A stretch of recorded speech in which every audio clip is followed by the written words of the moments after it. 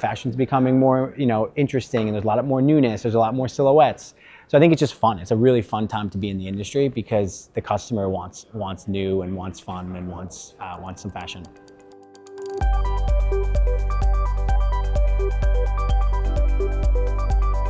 We're here at the 28th ICR conference in Orlando, where leaders from more than 250 consumer companies are sharing their insights on the year ahead. Joining me now is Alex Faherty, CEO and co-founder of Faherty brand. Welcome. Great to be here.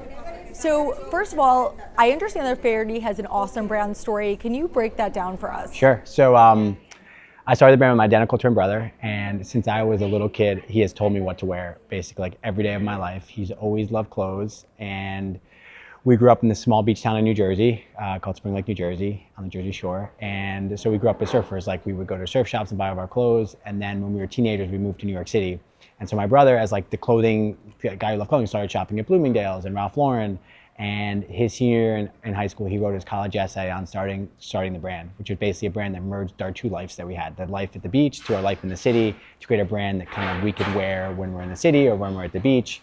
And since we're 18, we said one day we're gonna have a clothing company. And so Mike went and worked, studied fashion in college, and he worked at Ralph Lauren for almost 10 years. And then I went into private equity and investment banking after college. And so 13 years ago, we decided to quit our jobs to kind of start this dream brand that we always had talked about since we were kids. And now you have 83 stores across the country. You're opening one in France. How did it turn into such a big business? That's a great question. I think some of it was, we had a business plan and a strategy from when we started, and that was us studying a lot of other brands and how they did it. And it was kind of piece by piece. We started as a wholesale business. So most of our business in the first few years was selling to department stores and specialty clothing stores across the country. And then we started opening up a few stores. We saw some success with the stores. Then we saw more success online. And so it's just kind of been like step by step.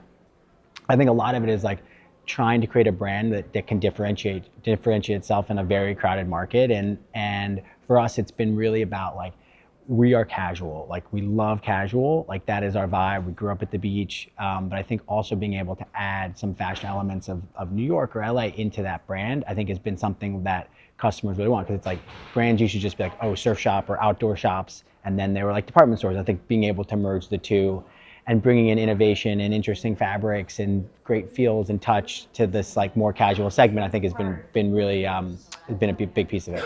Is that how you would describe the brand aesthetic, casual with a New York vibe? I would describe it as a brand that has this sort of like American outdoor beach sort of lifestyle kind of mixed within fashion, beautiful fabrics, great quality, to kind of like bring those two together.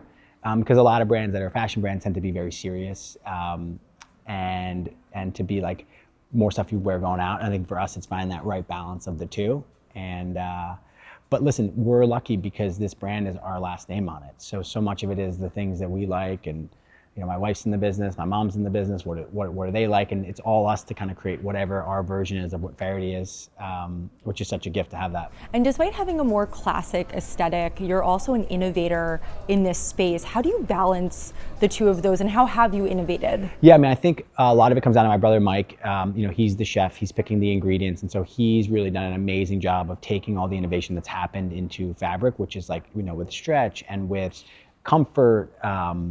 And taking that into kind of our kind of more American heritage aesthetic and kind of merging those two. Because you have activewear on one end and you have sort of fashion on the other, and sort of blending those two worlds when it comes to fabric and comfort and feel, I think has been a big part of our success.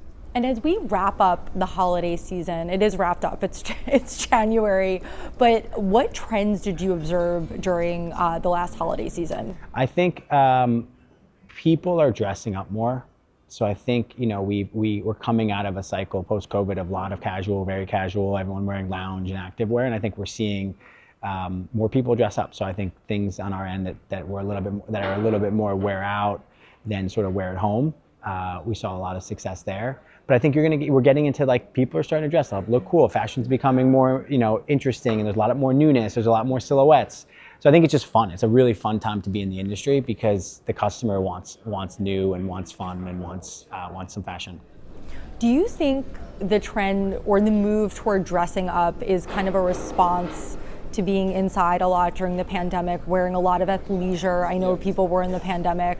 Women kind of stopped wearing heels. Do you think people are excited to get dressed up again and go out into the world? Totally. I mean, people dressed up to go out in the world. People are just, I think, dressed up to look and feel good. And you know, fashion and clothing is such an expression of someone's, you know, how they're feeling and their personality and their identity. I think people are expressing themselves more and more with that. So, you know, we're 6 years out of the pandemic. I think now it's like we're starting to see that really, really play out. Are you adjusting your offerings or product line to accommodate that move? Yeah, for sure. Like in up? men's, we're making more blazers because more and more guys are wearing blazers. Like I was here, you know, 3 years ago, and every guy was wearing a quarter zip, like not really blazers. So I think guys are dressing up and going a little bit back to what they were wearing before the pandemic. So you're still seeing a little bit of business casual for sure, but it's becoming a little bit more formal. And so we've got to kind of adjust and evolve and make sure we have that piece of our range accounted for so that we have what our customer wants. And I have to ask you about AI. Almost every company I speak with is leveraging AI somehow. And I know it's also, you know, catching fire in the consumer space. Can you share more about how your brand is using AI? Yeah, I mean, we use it in, I'd say, in many different ways, but two of probably the biggest ways is one in, you know, marketing, content creation. We use it for sure when it comes to video and helping us with managing all the content that we have to create for social media. We use it a lot for forecasting and making sure that, especially for our 83 stores, like we have the right inventory at the right time in the right store. So the amount of benefit we get from AI just allows us really to integrate itself into a lot of parts of our business, but also allows us to scale the business without adding a lot of people and a lot of processes, because the software can do a lot for you. All right, and what does growth look like, or your trajectory for 2026? 2026 should be a great year.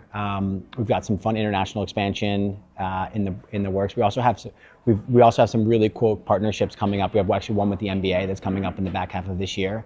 So we're doing a big 16 different teams doing a whole collaboration with the NBA. We have a big collaboration with Birkenstock coming up, which should be fun and interesting. And then besides that, it's just keep making great product. We're opening up 12 new stores this year across the US, and then one, as you said, in Biarritz, France. Alex Faherty, co-founder and CEO of Faherty, thank you so much for joining us. It's great to be here.